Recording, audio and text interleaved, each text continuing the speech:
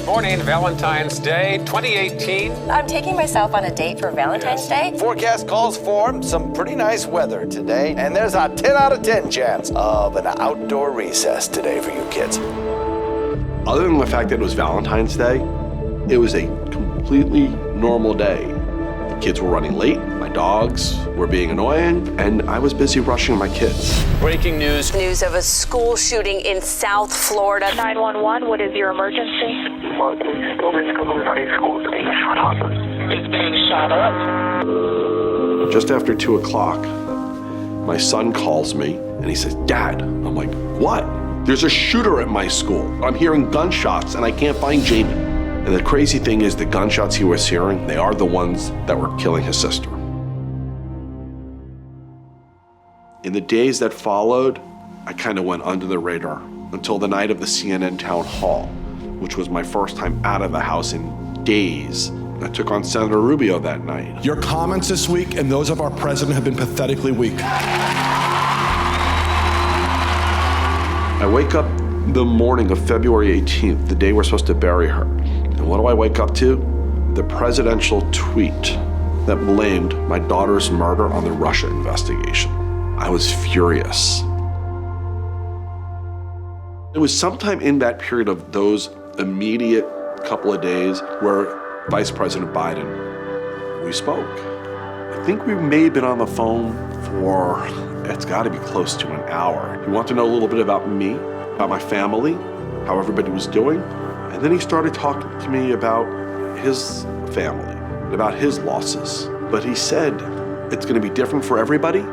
But for him, the thing that always got him through, it was mission and purpose. And it puts his mind into something else that he can look forward towards.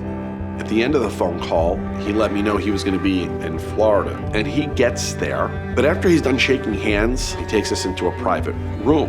And I'm thinking with this crowd of people, we're going to be in there for 2 minutes. We'll just say hello and that'll be that.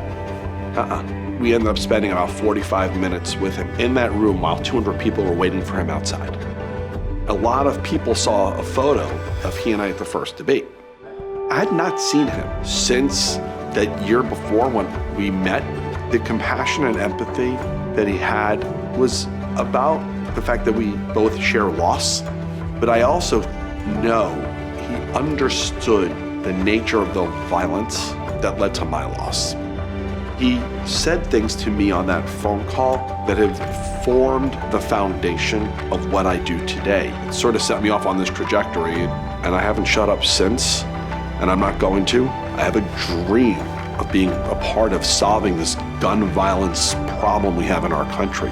But the reality is the response is not often anything but partisan. I think it's premature to be discussing legislative solutions. It's truly wonderful to be back with my friends at the NRA.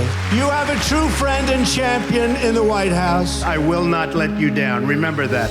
The NRA, they are one of many people who I blame for what happened to my daughter. Vice President Biden has taken them on. He is determined to lead on this. He has not been shy about his dislike of the NRA. He was part of that assault weapons ban that was once in place. That was a big fight. It took fortitude, it took guts. Who in God's name needs a weapon that can handle 100 rounds?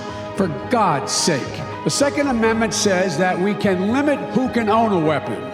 They can limit what kind of gun you can own. There is nobody who I have spoken with since my daughter died that has given me advice or a path that has meant more than Vice President Biden.